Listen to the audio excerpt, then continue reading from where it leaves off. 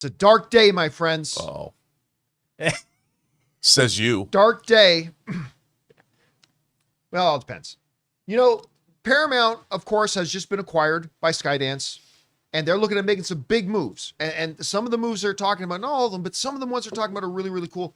But one of the things they got decided to do with, what are they going to do with Star Trek? You guys remember that the Kelvin timeline Star Trek, that's the one that started with J.J. Abrams' Star Trek, and then following two films. By the way, I thought the first and the third were fantastic. The second one was whatever. But there's been talk for a long time about, are they going to get around to doing a fourth one? Remember, originally the plan was that they were going to have Chris Pine as Captain Kirk and Chris Hemsworth, who appeared in the first film as George Kirk, who was Captain Kirk's dad, come back, and there was going to be multi-timeline hijinks, stuff like that, a bunch of other ideas. But it's kind of sat dormant for a really long time and nothing's come of it. Well, now, according to a report, you can see here in this headline, this is TrekCore, Paramount has officially moved on from Star Trek Kelvin's Timeline sequel film, and they're going to be looking to refresh and restart Star Trek. This comes to us from Variety, who says this. Now, remember, this is not a headline in Variety. This is a final line in a third paragraph, but still. Variety wrote this. Some long gestating productions, such as the Miles Teller sports drama Winter Games, have been put in a turnaround, while there has also been a focus on reinvigorating certain franchises. The hope is to have a fresh Star Trek movie, though the studio has moved on from the idea of bringing back Chris Pine, Zachary Quinto, and the rest of the ensemble from the J.J. Abrams reboot. Sounds like they're moving on from that. All right. I have a couple of thoughts. Maybe even a little conflicting, but a couple of thoughts. First off, you know, when that first Chris Pine Star Trek movie came out, I spent a good year and a half dumping on it, saying Star Trek is a dead franchise, and I wasn't wrong. It was absolutely a dead franchise. It was not creating new fans. Literally the fan base for that show were not figuratively, literally dying off and not being replenished with new fans, with new generations or anything like that. The viewership of the, latter movies and shows continued to be in massive decline. The box offices were non-existent. And I thought, this is a stupid idea. Why do a Star Trek movie? This is ridiculous. This is a dead franchise. And then that movie came out. And the best thing I can say for it is that it made me excited about Star Trek again. Something I hadn't been since The Next Generation. It made me, who has totally given up on Star Trek, along with a lot of other people, but it made me interested and excited about Star Trek again. Now, their follow-up one where they did Khan wasn't so great. I love the third one that Simon Pegg wrote. I really like the third one. Star Trek Beyond. Beyond, yeah. I really did like that one quite a lot. And so, for me, as somebody who, I think there are Star Trek fans here today simply because those movies exist. I know my interest in Star Trek got reinvigorated because of it. It's kind of sad to hear that they're going to move on from that particular iteration of the franchise. On the other hand, I do not necessarily think it's the wrong move. I mean, the reality is, how many years has it been since Beyond came out? Almost 10. It's been almost 10 years since that came out. I think, and listen, Star Trek in and of itself as an IP is still a viable IP. But I think you are putting yourself in the best position to realize the potential of that IP by starting fresh again. Now, I don't think whatever they're going to do is going to have any impact on what they're doing on the television side, but at least for their movies, whatever this new version of a Kelvin timeline will be, maybe it'll be the Pontiff timeline or the Scarce timeline or whatever they're going to call it. I honestly think, while I feel a little bit sad that we're not going to get that Star Trek 4, it is time to refresh it on the big screen. Like Rob said, it's been 10 years since that last one, man. And so I don't think the audience for it is still even going to be around. And by the way, it in and of itself was a diminishing audience. So there's that too. So I like the idea. I think you got to refresh this thing. Start brand new. Give us a brand new Kirk. Give us a brand new Spock. Give us a brand new Chekhov and a brand new Sulu and a brand new Scotty and a brand new Uhura and a brand new Bones. And, just start it all over again. It's been long enough. It's time. And I think it's your best shot of success. So I'm sad about it, but I also agree with it. Anyway, Rob, I can't imagine you have any thoughts on this, but Not really. I will throw it over to you just in case you come up with something off the top of your head. I got nothing. Here's what I will say. Star Trek from 1966 to 2005 did something interesting that no other franchise had done, in that it created a continuity and always moved forward. It created its own internal universe. You had Star Trek, the original series that moved on to the motion picture. Well, there's the animated series that carried on, then the motion picture, which did the classical cruise series. Then in 87 created the Next Generation, jumped 100 years in the timeline. It wasn't like Fox X-Men, which was continuity schmontinuity. No. It literally created and while there's a lot of inconsistencies, it was pretty consistent. Sure. And look at the Klingons. Yeah, and but then for the most part, you're right, completely solid. And then you had Deep Space Nine went forward, Star Trek Voyager went forward, and then they decided to make Star Trek Enterprise and go back and tell the story of the beginning of the Federation, which we hadn't seen before. They were trying to fill in things that we hadn't seen. So from 66 to 2005, you had new stories, new characters all the time, adding to the universe. Then in 2009, the decision was made to go back. They wanted to go back to Kirk, Spock, and McCoy because that's what Star Trek is. Alternate universe. I won't get into whether it worked or not, but in terms of the diminishing box office of those three movies. But then Strange New Worlds, a prequel series that doesn't really want to be a prequel series. Star Trek Discovery, a prequel series, again, where it didn't, the one paradigm to look at is that Star Trek should reflect the time in which it's made. And it showed that the original series and the subsequent series showed that from 66 to 2005, they were able to make Star Trek that reflected the concept itself and the time in which it was made. They had put in a counselor on the bridge for Next Generation, reflecting how people were more interested in, say, things like mental health. That was something that wasn't around because it was very military when it first started.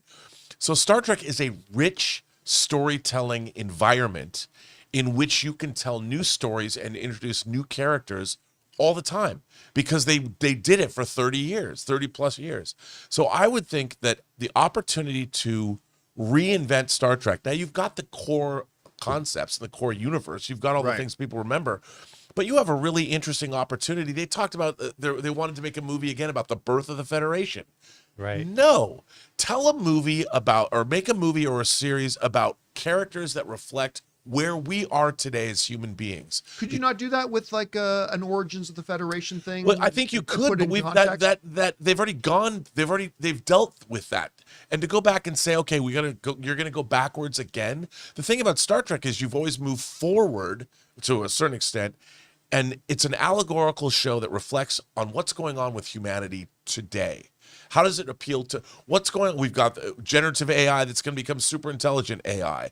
We have globalization happening. We've got all these things that are happening in our world that are ripe to be examined in a science fiction context. What you need is what they're doing over at Fox with the Predator franchise. You need somebody like a Dan Trachtenberg. Noah Hawley was going to do Star Trek 4. Mm-hmm. And they've had female directors come and go, male directors come and go, scripts were written, nothing happened. What they need is a visionary who wants to make a Star Trek film that adds to the universe. Somebody like what Dan Trachtenberg did with Predator by making a movie like Prey. Now, that was interesting because he went back in time and showed us something that was alluded to in the Predator films, but we'd never seen it. And what he's done with Badlands is he's gone forward in time, way past the Weyland Yutani future that we've seen in the Alien movies and way past what we've seen in the Predator franchise. So I think that's what Star Trek needs. It needs brand new creative blood that's going to reconceptualize the whole idea of Star Trek from the top up, from the bottom up. And it could work. And by the way, don't spend $200 million on it. Star Trek has always been a niche thing. It's always been about ideas. They tried to turn it into an action franchise, and it didn't really work. Kind of did. But I mean, not with the amount of money they spent. Is Paramount interested in making a niche thing? No, like, I think any studio is going to look at this and think, how can we make this? But all great franchises started out as niche things, and then they became successful because they were good. Who thought John Wick would turn into John Wick? You know, they went and they made a lower budget. They had people that knew what they were doing. You go and watch that movie. That movie is great. You know, and it's not about budget. It was about character and story, the way it always is. And what they did was they didn't make John Wick 1 and then go make a $200 million John Wick movie. They've Scaled slowly it. built Yeah, that they franchise. slowly scaled it up. Now we've got Now, of 5 course, movies. John Wick wasn't in outer space with starships. No. But it would be awesome if it was.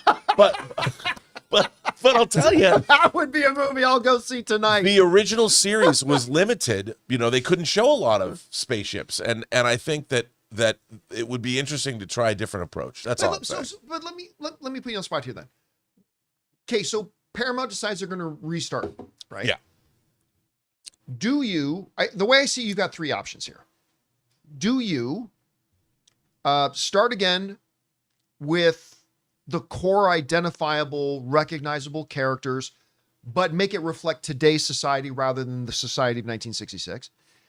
Do you say, no, this is still that same universe with William Shatner's Captain Kirk, but now it's 300 years, it's 100 years past the events of Deep Space Nine or what have you? Or do you say, not to hell with all that. Forget Kirk, forget Spock. Let's just restart this Star Trek universe. We'll hold on to the core ideas of the Federation, Klingons, Ramen. Which of those options? If you were in charge, Elson gives you a call today and say, what should be our seed? What should be our starting point for this? What's our philosophy of it? Is it with Kirk? Is it same timeline as Kirk of the Future? Timeline without Kirk? How would you approach it? No, I would say this. You have an opportunity to create a whole new cast of characters. You've got the universe that exists. You've got all the iconography, starships, Klingons, Romulans, whatever. You've got all that. But you create a whole new group of characters that belong to today. The thing about Kirk and Spock and going back in time is you're trying to reinvent these characters that were originally conceived of in the 60s. Sure, yeah. And they've been around for a long time.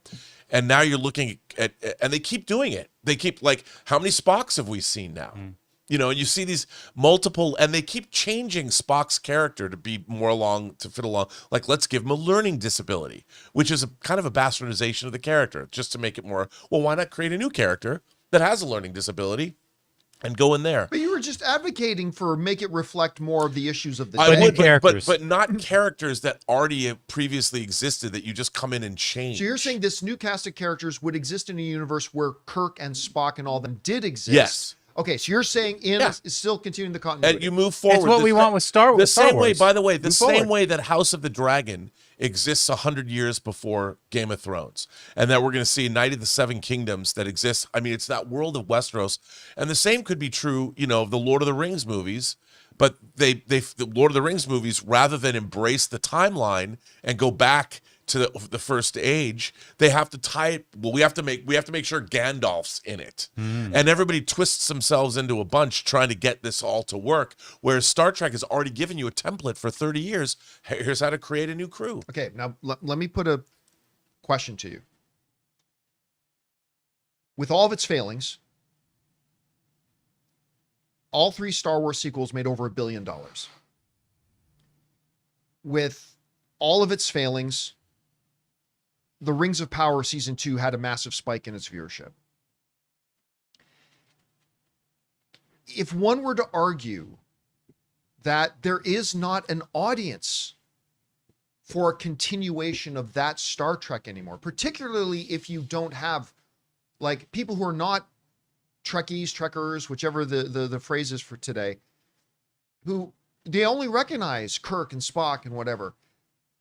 If one were to say that would have a very hard time getting an audience, just as Star Trek itself had a hard time keeping its audience, what would you say what would be your pitch to a studio boardroom to say it can be renewed, it can be revitalized, and it can gain an audience? Well, what would be your pitch? My pitch would be Star Trek: The Next Generation, because when Star Trek: The Next Generation was first announced, even Star Trek fans, the core audience, was like, "You can't do that."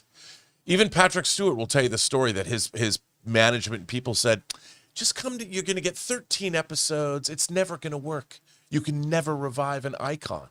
Even people at Paramount are like, "You're giving us a bald, middle-aged captain? Ew. He's going to replace Kirk?" Even Gene Roddenberry wasn't sold on Patrick Stewart. It was Bob Justman who saw Patrick Stewart on stage and said, "This is our guy." So you go back and you look at the Next Generation, which was something that people were all dubious about and thought, you can't do that. And I would look at the Next Generation as the model and go, you're creating a whole different set of characters. You're doing the exact opposite of what they did. Look at Kirk, your central character. You know, you have this swashbuckling 34-year-old Canadian in the role of Kirk, and you're going to replace him with a priggish, stodgy old Brit from the Royal Shakespeare Company with no hair? Come on, that's never going to work. I would say, Janus. though, that Star Trek itself was in a much healthier place as an IP when Next Generation came out. You than, are say, right. When J.J. Abrams' Star Trek That came is very out, right? true, because Star Trek 4, The Voyage Home, had come out the year previous in 86. You know, and it was the Gracie's highest Still my grossing. favorite one. But that's right. And you know Yeah, what? still my There's a favorite. movie that didn't cost a lot because it was shot mostly Oh, on I'm Earth. with. They need to be doing these for lower budget. Yeah, I mean, that 100%, shows. I mean, absolutely. and I would say both of those things, that Star Trek 4 and The Next Generation, are where you should look to making great Star Trek again. All right, guys. Question is for you. It sounds like, at least according to this one line at the bottom of the third paragraph of a different article altogether, from Variety, though, a major outlet, that it looks like Paramount is looking to move on from the Kelvin timeline. It's been 10 years since the last one. It is probably time to do that. But what do they do? How do they revive this franchise on the big screen? Whatever you guys think, jump down to the comment section below and let us know your thoughts. Hey guys, thanks so much for watching this video. Make sure you like the video, leave a comment, and subscribe to our channel. And don't forget, we have a daily podcast called the John Campea Show podcast, available on Apple Podcasts, Spotify, or your favorite podcasting app of choice. Go and subscribe to it today so it'll be there when you need it.